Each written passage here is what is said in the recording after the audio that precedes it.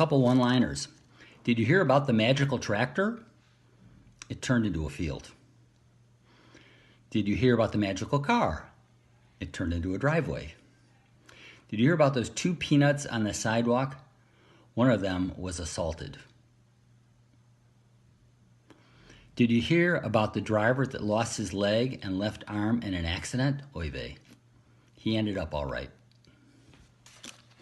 So this man went to the doctor and he said, I'm feeling hurt in places. And the doctor says, don't go to those places. How does a skunk call his mom? How? On a stinkophone.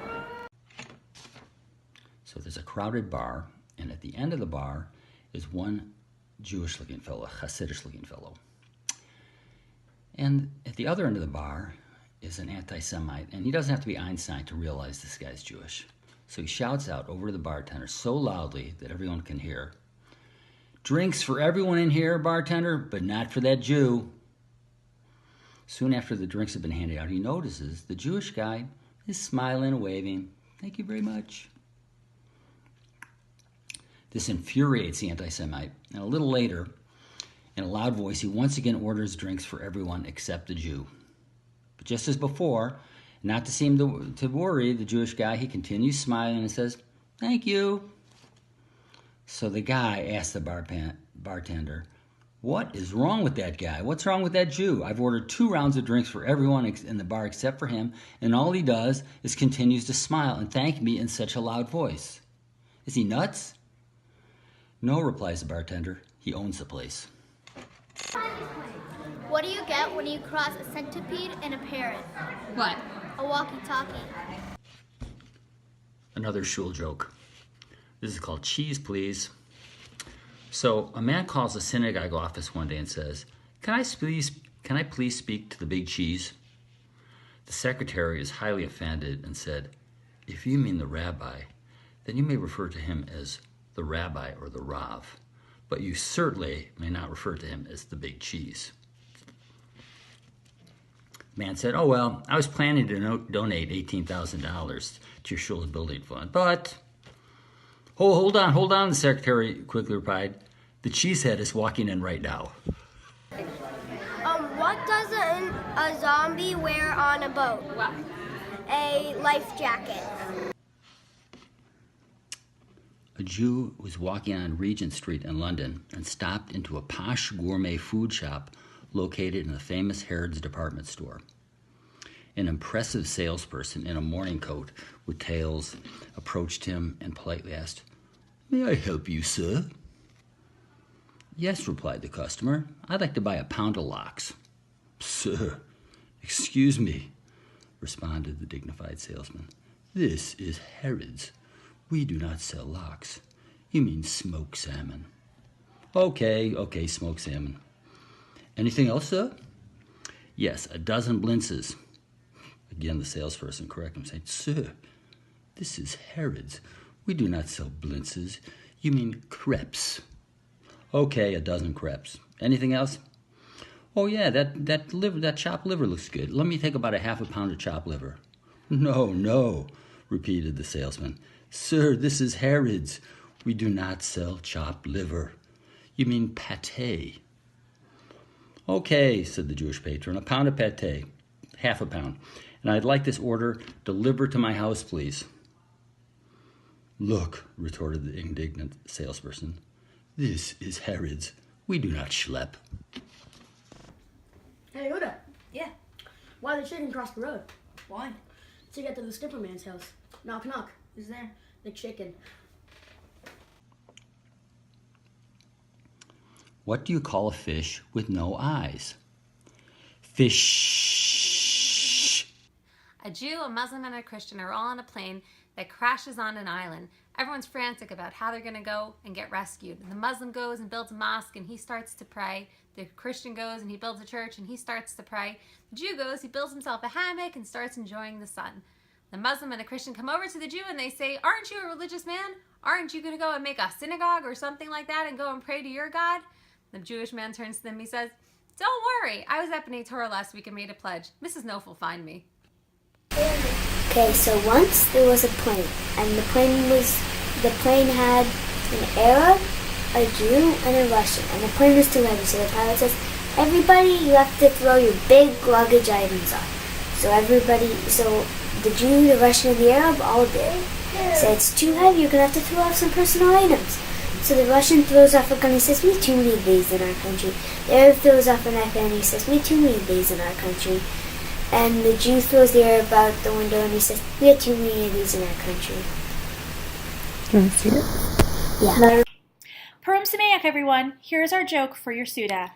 So my friend Naftali was walking in downtown Manhattan one day, and all of a sudden he hears, Okay. He turns around and he sees a parrot.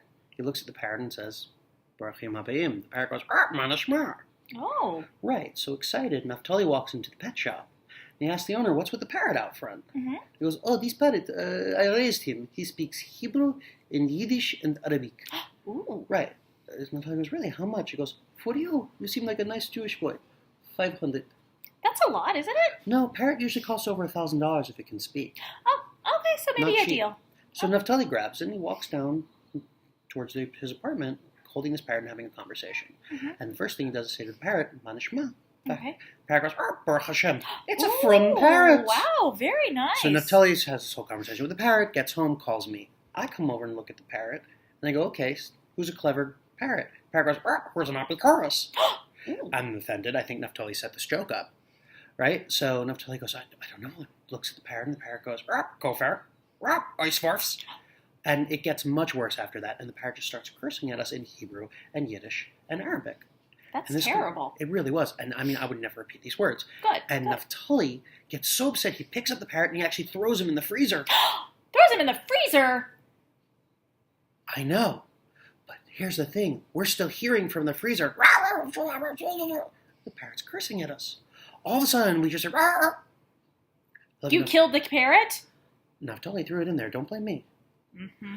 So finally, Naftali opens up the freezer, and the parrot is like, picture a parrot standing at attention. A military parrot now.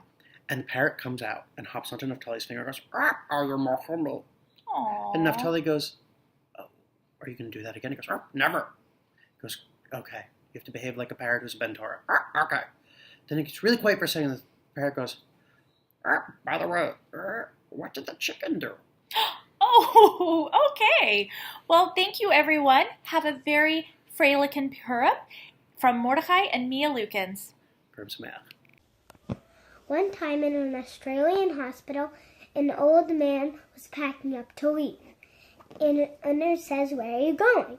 And he says, I'm going home to die. So the nurse quickly checks his chart and says, no, you're not going home to die.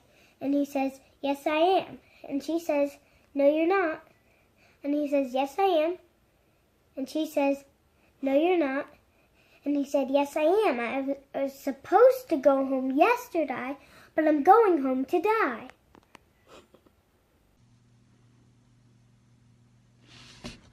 This joke is called The Parrot. A magician was working on a cruise ship in the Mediterranean. He had a different audience every week, so he allowed him to do the same tricks over and over again. There was just one problem. The captain's parrot, Shmulik, saw every show, every week, began to understand what the magician did in every trick. Once he understood that, he started shouting in the middle of the show, "Look, it's not the same hat! Look, he's hiding flowers under the table! Hey, why are all the cards aces of spades?" The magician was furious, but he couldn't do anything. Shmulik was the captain's parrot after all. So one day, the ship had an accident and sank. And the magician found himself on a piece of wood in the middle of the ocean. Of course, Shmulik, the parrot, was by his side. They stared at each other with hate and didn't utter a word for day after day. Finally, after a week, Shmulik the parrot finally said, "Okay, I give up. What did you do with the boat?" Knock, knock. Who's there? Cheese. Cheese who? Cheese too. Aww. Why did the shark keep swimming in circles? Why? Because it had a nosebleed. Why was it so hot at the baseball field after the baseball game? Why? Because all the fans left. Some Purim jokes. Why couldn't the bicycle stand by itself? It was too tired. What did the ocean say to the beach? Nothing, it just waves. Why do seagulls fly toward the sea? Because if they flew toward the bay, they'd be called bagels. How much did the pirate pay to get his ears pierced? $1 an ear. How did the pirate get his boat for cheap? It was on sale. What is a pirate's favorite letter? The C. There was a student in a classroom with a teacher. And so the student's like, oh, I have such a stomach ache. My stomach hurts. My tummy hurts. My stomach hurts. The teacher goes on and like, did you eat anything today? No. He says, well, that's why your tummy's hurting, because there's nothing in it. So a little later in the day, the teacher's going, oh, these kids. He's holding his head. I have such a headache. The kid walks up to him and says, you know why your head hurts? He says, no, he says, because there's nothing in it.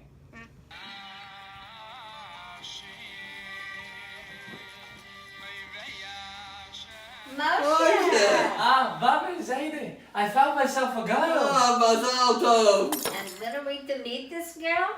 I have brought her to you now, but first we must discuss. She's not Jewish, but she's Native American, okay? So her father's name is Wild Horse, and her mother's name is Gentle Dove. Gentile. I've brought her here, and I want to introduce you.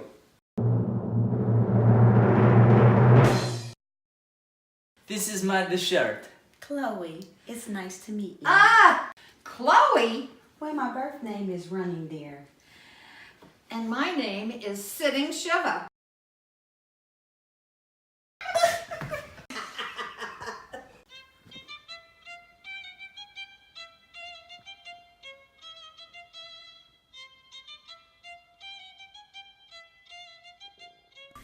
The following was submitted by Marvin Hershenson. A lady walks into a bank in New York City and asks for the loan officer. She says she's going to Europe on business for 2 weeks and needs to borrow $5,000. The bank officer says the bank will need some kind of security for such a loan, so the lady hands over the keys to a new Rolls Royce parked on the street in front of the bank. Everything checks out and the bank agrees to accept the car as collateral for the loan. An employee drives the Rolls into the bank's underground garage and parks it there. 2 weeks later, the lady returns repaying the $5,000 and the interest, which comes to $15.41. The loan officer says, we're very happy to have had your business and this transaction has worked out very nicely, but we're a little puzzled. While you were away, we checked you out and found that you are a multimillionaire. What puzzles us is why you would bother to borrow $5,000. The lady replied, where else in New York can I park my car for 2 weeks for $15? The following was submitted by Rabbi Yisrael and Naomi Homnick. The local news station was interviewing an 80-year-old lady because she had just gotten married for the 4th time. The interviewer asked her questions about her life, about what it felt like to be marrying again at 80, and then about her new husband's occupation. He's a funeral director, she answered. Interesting, the newsman thought. He then asked her if she wouldn't mind telling him a little about her first 3 husbands and what they did for a living. She paused for a few moments, needing time to reflect on all those years. After a short time, a smile came to her face and she answered proudly, explaining that she had first married a banker when she was in her 20s, then a circus ringmaster when in her 40s, and a preacher when in her 60s, and now in her 80s, a funeral director. The interviewer looked at her quite astonished and asked why she had married 4 men with such diverse careers. I married 1 for the money, 2 for the show, 3 to get ready, and 4 to go. A weasel walks into a bar, and the bartender says, after all my years of bartending, I've never had a weasel in my bar before. What can I get you? Pop, goes the weasel. This is a dentist joke for Abe Saf, Dr. Stoner, and Dr. Ehrlich. What is the best time to visit a dentist? 2:30. Alexa, tell me a funny joke. Knock, knock. Who's there? Justice. Justice who? Justice once. I wish you'd laugh at my knock, knock joke.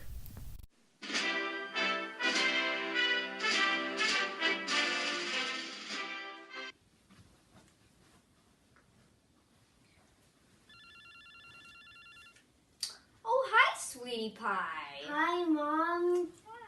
So since I was elected as the first Jewish president, I'm going to invite you to the White House for Purim. Oh, I don't think I can come. I'll have to drive to the airport, find No, parking. it's fine. I'm the president, Mom. I can bring a private limo that can bring you right to the airport. Once I'm at the airport, there's going to be a line, there's going to be No, it's fine. I'm the president. I can take you on Air Force One.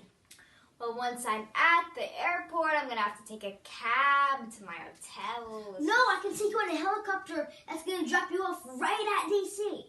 Well, once I'm at D.C., I'll have to find a hotel. No, it's fine, Mom. I'm the president. The White House is huge. You can stay in one of the guest rooms. Okay, fine. Love you.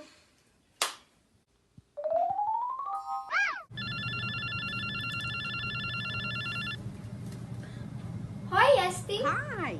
How are you doing? I'm doing good. Anything new? Oh, nothing much. Any plans? Yeah, I'm going to my son's house for Purim this year. Oh, the doctor. No. The other one.